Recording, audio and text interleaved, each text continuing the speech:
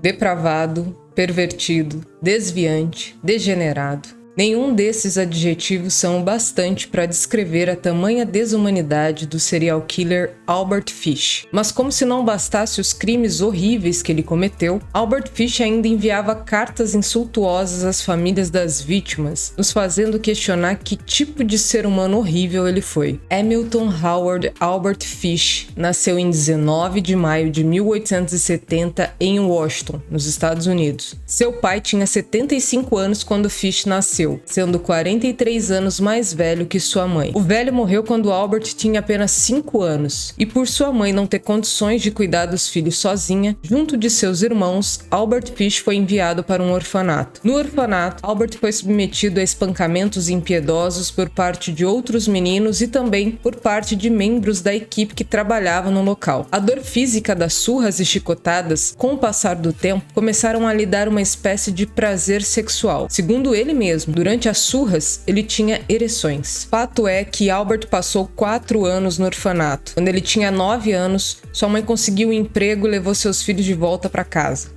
2 anos depois, Albert começou um relacionamento com um menino que o apresentou a uma série de práticas depravadas, incluindo beber urina e comer fezes. Ele também passou a frequentar as casas de banho locais para poder observar os jovens meninos se despindo. Por volta dos 11 anos de idade, Albert caiu de uma cerejeira e sofreu uma grave concussão. Isso resultou em dores de cabeça constantes, tonturas e uma gagueira acentuada, o que anos depois foi motivo de questionamento por parte dos médicos sobre seus atos perversos. Em 1890, ele se mudou para Nova York com sua mãe. Mais tarde, ele disse à polícia que se tornou um garoto de programa, mas isso nunca foi comprovado. Seja como for, em Nova York ele começou a trabalhar como pintor, mas em paralelo a isso, ao longo da década de 1890, de acordo com ele mesmo, ele molestou regularmente crianças pequenas, preferindo aquelas que estavam sob a idade média de 6 anos. Ele também gostava de escrever cartas obscenas para mulheres que colocavam anúncios pessoais nos jornais. Em 1898, a mãe de Albert conseguiu que ele se casasse com uma garota de 19 anos, chamada Annie Mary Hoffman. Dessa união, resultaram 6 filhos. No entanto, ao mesmo tempo, Albert Fish mantinha relações sexuais com uma série de amantes do sexo masculino. Certa vez, um deles o levou ao Museu de Cera, no qual Albert ficou fascinado por um modelo de pênis humano dissecado. A partir dessa experiência, ele desenvolveu um fascínio pela mutilação genital e castração, e de forma assustadora ele começou a inserir agulhas em seu escroto e pênis para alcançar a satisfação sexual. Em 1903, Fish foi preso por peculato, ou seja, apropriação de um bem de um terceiro. Por isso, foi condenado à prisão. No decorrer de sua prisão, ele fazia sexo regularmente com outros homens. Após sua libertação, segundo seus filhos, seu comportamento se tornou cada vez mais bizarro. Ele dizia ouvir vozes regularmente e afirmou que estava recebendo mensagens do apóstolo João. Em uma ocasião, seu filho mais velho, Albert Jr., o viu de pé em uma encosta com os braços estendidos, gritando que ele era Cristo. Ele estava convencido de que estava sendo dirigido por Deus para castrar meninos. Os psiquiatras, mais tarde,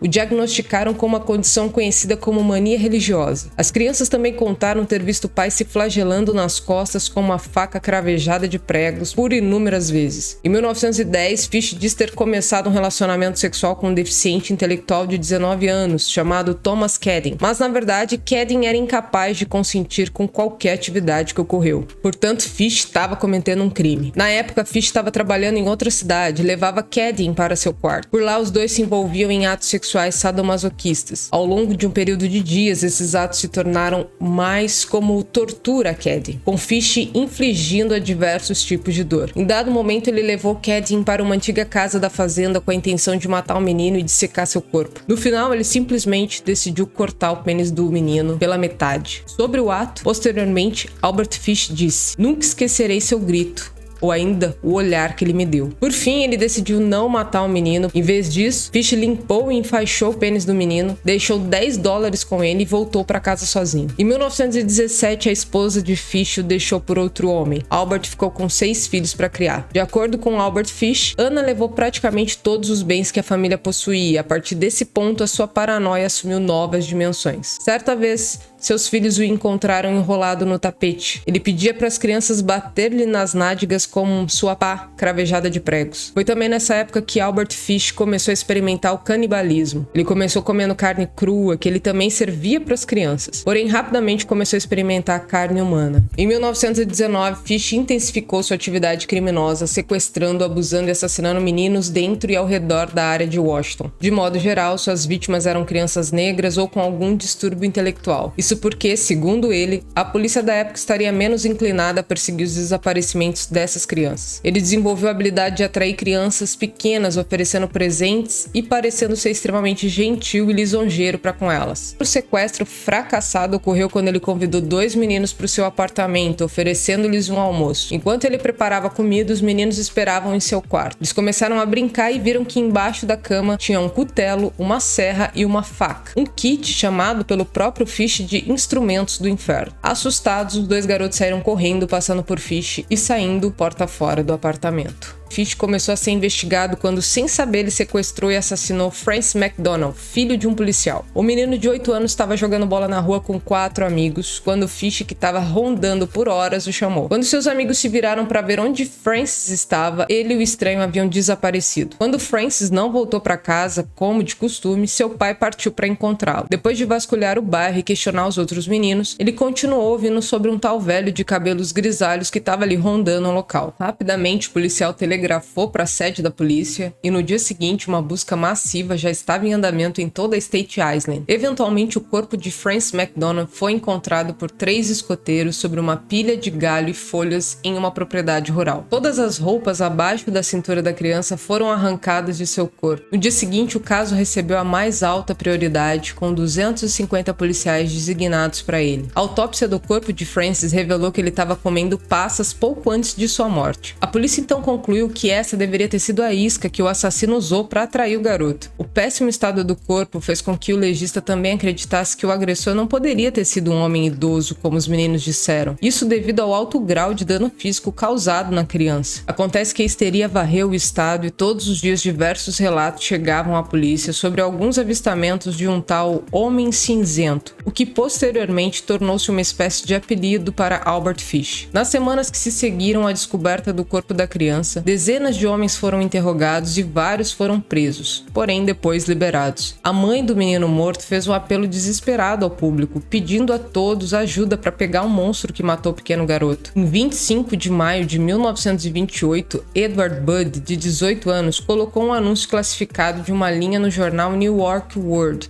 na tentativa de encontrar um emprego. 3 dias depois, um idoso bateu na porta da frente do apartamento dos Budd, em Manhattan. Ele disse que seu nome era Frank Howard e ele estava respondendo às situações procuradas no anúncio. A mãe de Edward Budd o convidou para entrar e enviou sua irmã mais nova, Beatrice, para buscar seu irmão que estava em um dos quartos. Edward apareceu com um amigo chamado Willie. Rapidamente, o tal senhor Howard ofereceu emprego aos 2 meninos. Ele então contou que voltaria no sábado e levaria os 2 meninos para trabalhar na fazenda. No sábado seguinte, os meninos ficaram esperando com as malas prontas, mas o tal senhor Howard nunca apareceu. Em vez disso, um telégrafo foi entregue informando aos meninos que Howard estava atrasado e viria buscar os meninos no dia seguinte. De fato, ele apareceu no início da tarde de domingo, assim que a família voltou da igreja. Ele foi convidado a ficar para o almoço em família e foi quando, sentado à mesa, viu Grace Budd, uma garotinha de 8 anos. O velho ficou encantado com a garota e disse o quanto ela era bonita. Ele então perguntou se ela era uma boa contadora. Quando ela disse que sim, ele tirou do bolso um enorme maço de dinheiro na tentativa de impressionar todos da família. Ele colocou o dinheiro e as moedas na mesa e pediu para Grace contá-lo. Grace contou e por isso o Sr. Howard a recompensou com uma moeda de 50 centavos e disse para ir comprar alguns doces para ela e sua irmã. Assim que as meninas saíram, o velho informou aos Budd que havia uma ligeira mudança de planos. Ele teria que comparecer à festa de aniversário de sua sobrinha naquela tarde, mas ele voltaria para buscar os meninos naquela noite. Então, quando ele estava saindo e viu que a garota já tinha voltado para casa, se virou para o Sr. Budd e disse que tinha acabado de ter um pensamento. Ele perguntou se a família permitiria que Grace também fosse à festa de aniversário, até porque haveria comida, jogos e crianças da mesma idade. A senhora Budd estava hesitante, afinal a família não conhecia aquele homem, mas ele parecia extremamente gentil e claramente amava as crianças. E antes que ela pudesse responder, seu marido disse que de fato a menina nunca tinha saído e precisava de algum tipo de diversão. Foi aí que a senhora Budd cedeu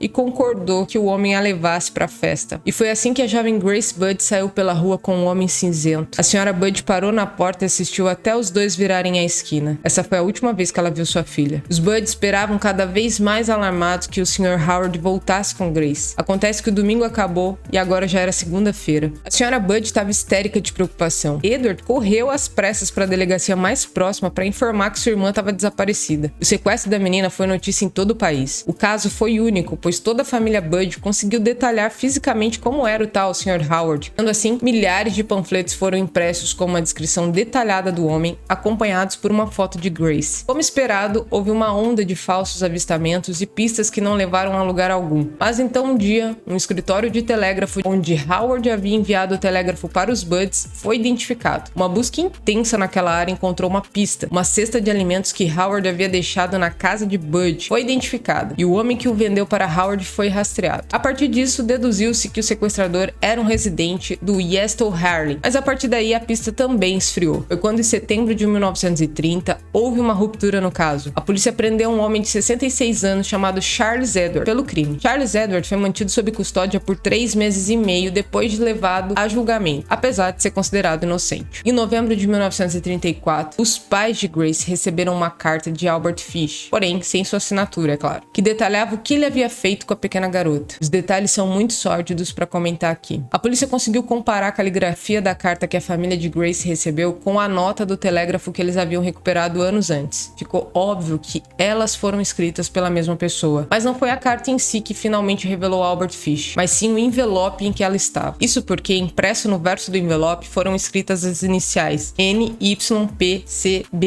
A polícia conseguiu rastreá-lo até o motorista particular da Associação Benevolente de Nova York. Eles descobriram que um zelador da associação havia levado um monte de envelopes para sua pensão que ficava na Avenida Lexington. Detetives desceram na pensão, mas ficaram frustrados porque ninguém lá reconheceu a descrição do Sr. Howard. Mas então o zelador lembrou que quando ele tinha levado os envelopes, ele ainda não havia se mudado para a Avenida Lexington. Na verdade, ele ainda morava na rua East 52. Quando um detetive mostrou à senhoria do local a descrição do Sr. Howard, ela imediatamente o reconheceu como o homem idoso que se mudou para o local assim que o zelador foi embora. O oficial pediu para ver a assinatura do homem no registro, retirando a carta que havia sido enviada à senhora Budd. Ele podia ver que a assinatura foi escrita pela mesma pessoa que escreveu a carta. Para surpresa de todos, o homem havia assinado seu nome como Albert Fish. O detetive descobriu que Albert Fish havia se mudado alguns dias antes, mas que estava recebendo cheques regulares de seu filho. Ele inclusive pedia à senhoria para descontar os cheques em seu nome. Acontece que os próximos cheques chegariam a qualquer dia e Fish disse que voltaria para buscá-los. Sabendo disso, a polícia montou uma vigilância 24 horas na pensão. No entanto, depois de 3 semanas não havia nenhum sinal de Fish e a vigilância foi cancelada. Porém, em 4 de dezembro de 1934, a dona da pensão ligou para a polícia dizendo que Fish tinha acabado de chegar. Nisso, a polícia pediu para que a dona da casa ficasse enrolando Fish ali até eles chegarem. Minutos depois, um detetive entrou na sala olhando para o velho frágil no sofá e perguntou: "Você que é Albert Fish?" Fish ficou momentaneamente surpreso. Albert Fish foi a julgamento pelo assassinato de Grace Budd em 11 de março de 1935. Na noite anterior, conseguiu extrair um osso de galinha da sopa que lhe serviam. Seu intuito era afiá-lo para esfaquear-se rapidamente com ele, e ele o fez. Mas quando um guarda o viu gemendo, ele correu e conseguiu tirar a arma improvisada dele. Embora todos achassem que ele quisesse morrer, na verdade aquilo era mais um meio de satisfazer seus desejos sexuais dementes. Durante os 10 dias de julgamento, Fish manteve uma atitude indiferente. Ele sentou-se afundado em sua cadeira, muitas vezes com os olhos fechados, e parecia não mostrar absolutamente nenhum interesse no que estava acontecendo. Fish acabou confessando diversos outros crimes, e a defesa prontamente admitiu que Fish cometeu o crime sim contra Grace, mas sua alegação, no entanto, era de que ele era legalmente insano no momento do assassinato e que permaneceu assim quando ele se sentou na frente de todos. A acusação, por outro lado, se propôs a provar o contrário, dizendo que ele sabia exatamente o que estava fazendo, por isso ele era são e deveria sim responder por suas ações. A acusação ainda chamou uma série de psiquiatras como testemunhas, cada um dos quais afirmou que o réu estava são, embora sofresse de uma série de condições psicóticas. No final, a acusação convenceu o júri de que Fish era sim uma pessoa sã. Eles o consideraram culpado de homicídio em primeiro grau e a sentença foi uma execução por cadeira elétrica. O último dia de Albert Fish na Terra foi 16 de janeiro de 1936. Ele foi escoltado para a execução. Ele juntou as mãos em oração enquanto era amarrado à cadeira. Em poucos segundos, seu corpo todo amoleceu. Albert Fish diz ter matado ao menos 23 crianças e molestado mais de 400 menores. Compartilhe este conteúdo com quem gosta desse tipo de informação e inscreva-se no canal.